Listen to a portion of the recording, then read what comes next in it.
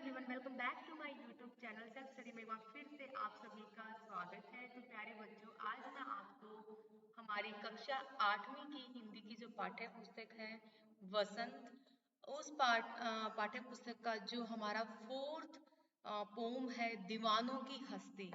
जी हाँ, आज मैं आपको उसके बारे में एक्सप्लेन करूंगी कि उस कविता में क्या कहा गया है, हमें क्या बताया गया है। तो सबसे पहले जो दीवानों की हस्ती जो कविता है उसको भगवती शरण वर्मा ने लिखा हुआ है। ठीक है, उनके द्वारा उसको लिखा गया है। तो मैं आपको बताना चाहती हूँ दीवानों की जो हस्ती हमारी जो कविता है उसमें सबसे पहले हमें क्या बताया गया, कवि हमें क्या कहना चाहते हैं। कवि ने अपने प्रेम से भरे हृदय को दर्शाया है, क्योंकि कवि का स्वभाव बहुत ही प्रेम पूर्वक है। सभी संसार के व्यक्तियों से वह प्रेम करता है और वो चारों तरफ खुशियां बांटता है। यह सब इस कविता में दर्शाया गया है और अपने जीवन को अच्छे ढंग से कैसे जीते हैं उन्होंने इसके बारे में हमें बताया है। ठीक है, और क्योंकि जो कवि हैं वो बताते हैं कि किस प्रकार से वो मस्त मोला मतलब एक हैप्पी लाइफ वो स्पेंड करते हैं, सबके साथ कैसे वो प्रेम पूर्वक रहते हैं और चारों तरफ खुशियां ही खुशियां बांटते हैं। जहां भी जाते हैं वो सिर्फ खुश रहते हैं। जीवन में असफल होने पर हार न मानना किसी का कोई दोष नहीं है। और वो चाहते हैं अपनी कविता के द्वारा वो हमें बताना चाहते हैं कि किस प्रकार से हमें असफलता के आगे सफलता का द्वार खुलता है और हमें किस प्रकार से आगे बढ़ना चाहिए। तो चलते हैं कविता की तरफ। यहाँ पे कवि बताना चाहते हैं दीवानों की हस्ती। जो हमारी कविता है इसमें दीवानों की हस्ती, हम दीवानों की क्या हस्ती है, आज यहाँ तो कल कहाँ चले जाएंगे। मस्ती का आलम साथ चला, हम धूल उड़ाते जहां चले। तो यहाँ पे जो कवि हैं वो क्या कहना चाहते हैं कि हम अपनी ही मस्ती में रहने वालों की क्या हस्ती होती है, उनका क्या अस्तित्व होता है। वो आज यहाँ पर है तो कल वो कहीं और होंगे। ठीक है, उनका कोई अपना अस्तित्व नहीं होता। हम धूल उड़ाते जहां चले, मतलब हम जहां पर भी जाते हैं हम चारों तरफ धूल उड़ाते चलते हैं और वो खुश रहते हैं। जहां पर भी जाते हैं वो अपने तरीके से अपनी लाइफ को जीते हैं और हर जगह चारों तरफ वो सिर्फ और सिर्फ खुशियां हैं उनको बांटते हैं। अर्थात अभी खुश थे तो अभी दुखी हो गए हैं, आंसू भी बह निकले हैं। कि कभी हम खुश हैं, आए आंसू बनकर उल्लास अभी, आंसू बनकर बह चले अभी। सब कहते ही रह गए, अरे तुम कैसे आए कहाँ चले गए। जी हाँ, तो यहाँ पे बताया गया कि किस प्रकार से हम अभी आए थे खुशी खुशी। ठीक है, हम और अभी हम यहाँ से आंसू बनकर चले गए और थोड़ी देर के बाद में हम वहां पर अपने जो आंसू हैं उनको बिखेर कर वहां से चले गए। सब कहते हैं रह जाएंगे, अरे तुम कैसे आए और कैसे चले गए। तो सब लोग क्या कहेंगे कि आप कहाँ से आए हो और कहाँ पर आप चले गए हो, किस प्रकार से आप आकर वहां से गायब हो गए हो। तो यहाँ पे जो कवि हैं जो बताना चाहते हैं, जो हमारे भगवती चरण वर्मा है वो उन्होंने बताया है कि किस प्रकार से जो कवि हैं वो एकदम अपनी लाइफ को खुशी खुशी सबके साथ में बिताते हैं।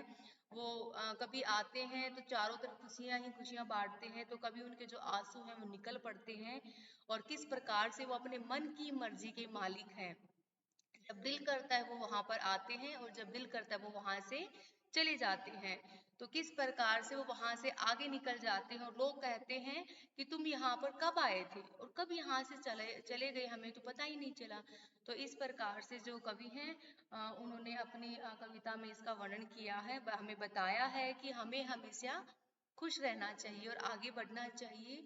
तो जब भी हम किसी कविता का मतलब कविता के बारे में हम लिखते हैं, हमसे अक्सर पूछा जाता है कि इस जो पंक्तियां दी गई हैं इनका भावार्थ लिखिए। तो प्यारे बच्चों, हमें किस प्रकार से उसे स्टार्ट करना है। प्रस्तुत पंक्तियां हमारी हिंदी की पाठ्य पुस्तक वसंत 3 जो हमारी बुक है उसका नाम हमें लिखना है संकलित कविता दीवानों की हस्ती से ली गई है। तो हमेशा जब भी आप कोई भी पर्सन है उसको स्टार्ट करोगे तो वहां पर आपको बताना है कि ये जो कविता की लाइन है ये कहाँ से ली गई है और उनके बारे में आपको वर्णन करना है।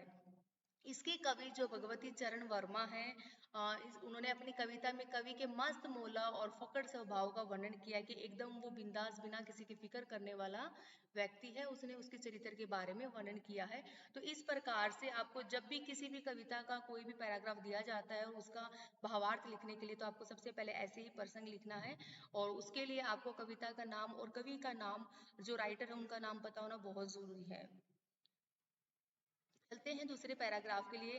किस ओर चले यह मत पूछो, हम किस ओर जा रहे हैं ये मत हमसे मत पूछो। चलना है बस इसलिए चले, हमें तो सिर्फ आगे बढ़ना है इसलिए हम चलते जा रहे हैं। जग में उसका कुछ लिए चले, जग को अपना कुछ दिए चले। हम संसार से, संसार का अपने साथ कुछ लेके जा रहे हैं और कुछ अपना है उनको दे के जा रहे हैं।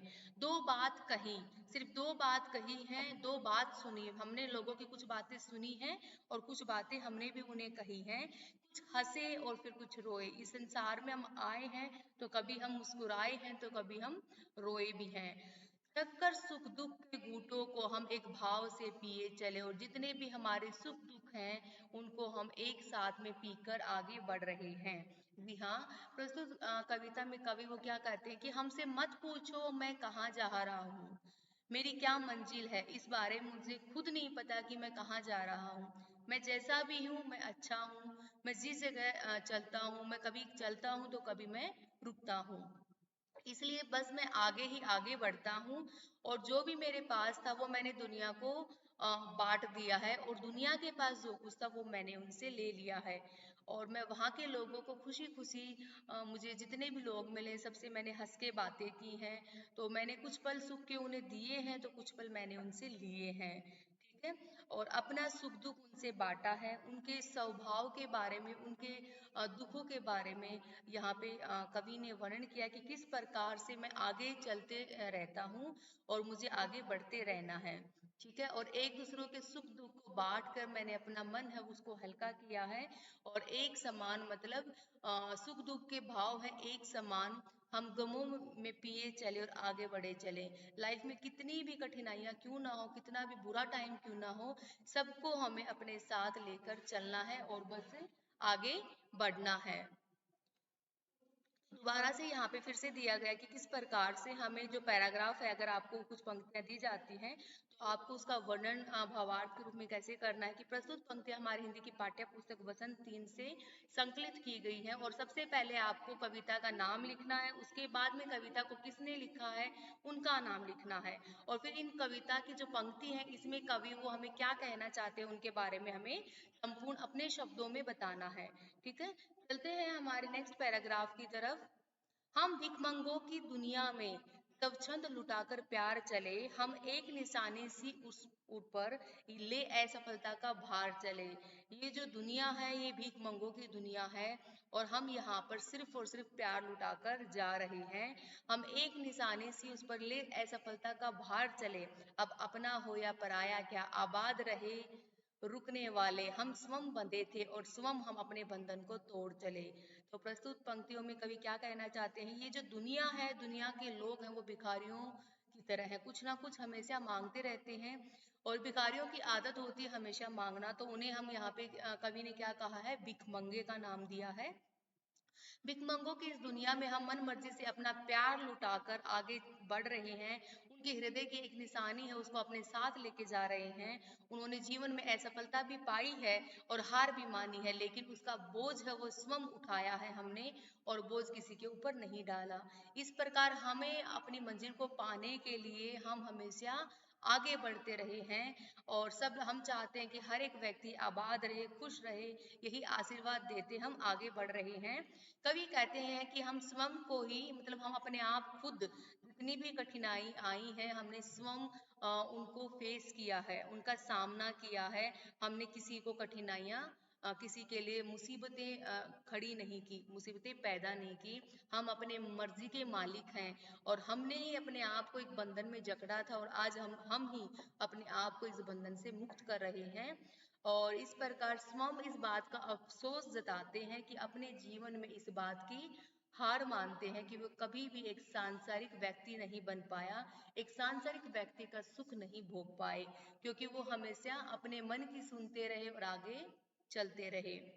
जो संसार के लोग जिस प्रकार का जीवन जीते हैं, जो कवि ने यहाँ पर अपने आप को एक इच्छा प्रकट करते हुए कहा है कि मैं कभी भी सांसारिक व्यक्ति का जो सुख रूपी जीवन होता है मैं उसे नहीं जी पाया। ठीक है, तो प्रस्तुत कविता के माध्यम से ओवरऑल मैं आपको बताना चाहती हूँ, यहाँ पे दीवानों की हस्ती में जो भगवती चरण वर्मा है उन्होंने हमें यही बताया है कि कवि किस प्रकार से अपनी मन मर्जी करता है और आगे बढ़ता है, सुख दुख होने के बावजूद भी वो अपनी मंजिल को पाने के लिए आगे बढ़ता रहता है, और किस प्रकार से समाज के जो लोग हैं वो हमेशा मांगते रहते हैं, और वहाँ पे समाज के लोगों को भिखमंगों की परिभाषा दी है।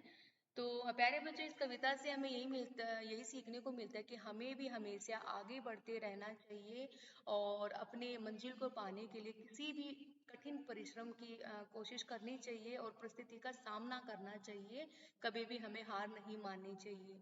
तो मैं उम्मीद करती हूँ प्यारे बच्चों, आपको मेरे द्वारा बताई गई दीवानों की हस्ती कविता का जो वर्णन है जो मैंने किया है वो आपको समझ में आ गया होगा। जल्दी मिलते हैं आपसे हमारी अगली वीडियो में, जिस वीडियो में मैं आपको इसी कविता के जो प्रश्न उत्तर हैं उनको लेकर आऊंगी। तब तक के लिए प्यारे बच्चों धन्यवाद।